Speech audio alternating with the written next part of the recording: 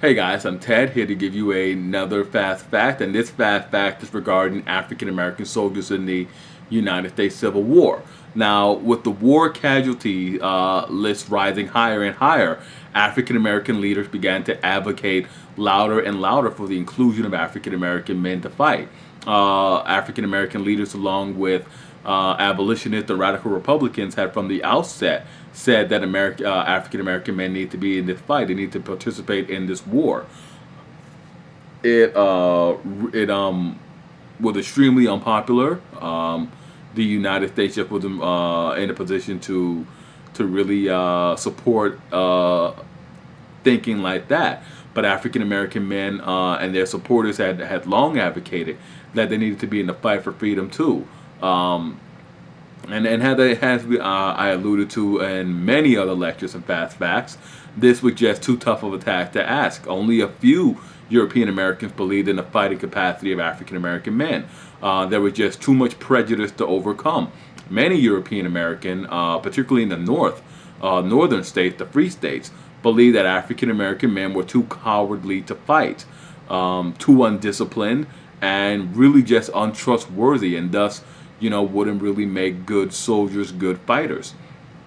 There was also the very unsettling notion of giving guns to black men to kill white men. African American men were gun killing European American men. That was a lot to overcome. That was a lot to overcome psychologically for a lot of people in the United States at the time, in 1860s America at that. Even if those white men were traitors to the United States, it was still too much. Initially, many European Americans wouldn't even contemplate it. They could not bear it. But as the war dragged on and the need for fighting men drastically increased, outrage to the military draft and widespread discontent led to the undesirable becoming a thinkable thought and then a possibility. African Americans had clamored from the onset of hostilities to fight and were to be given the opportunity. They understood the war to be their struggle to determine the fate of not just slavery, but their future in the United States.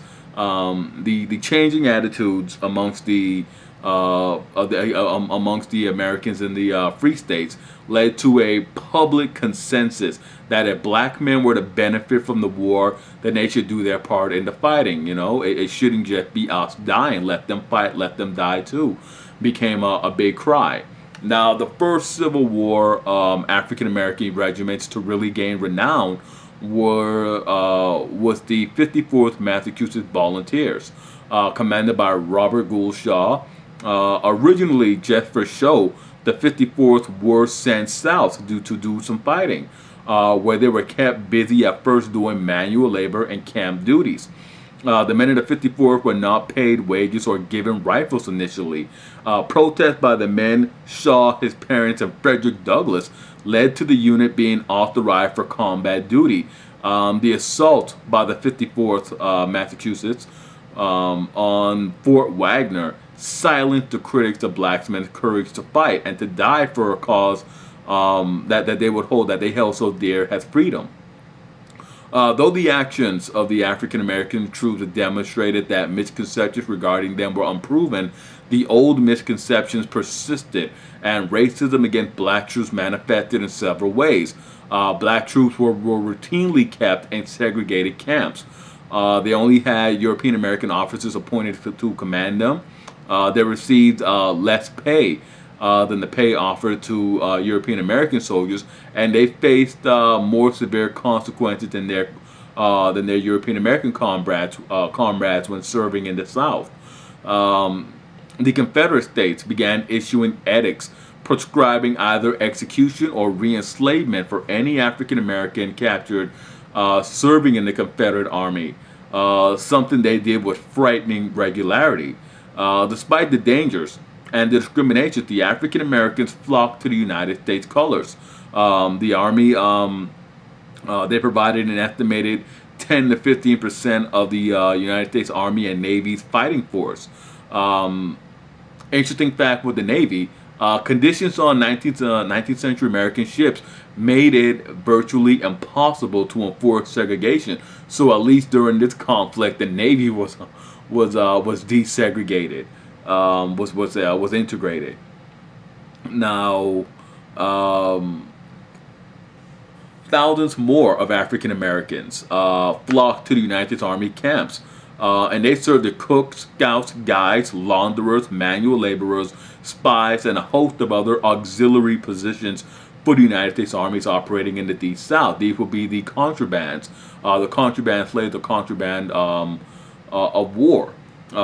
They provided such a boost to United States forces operating in the Deep South, the deep Confederate states, that they freed up more men for combat duty and more men um, for maintaining logistical operations.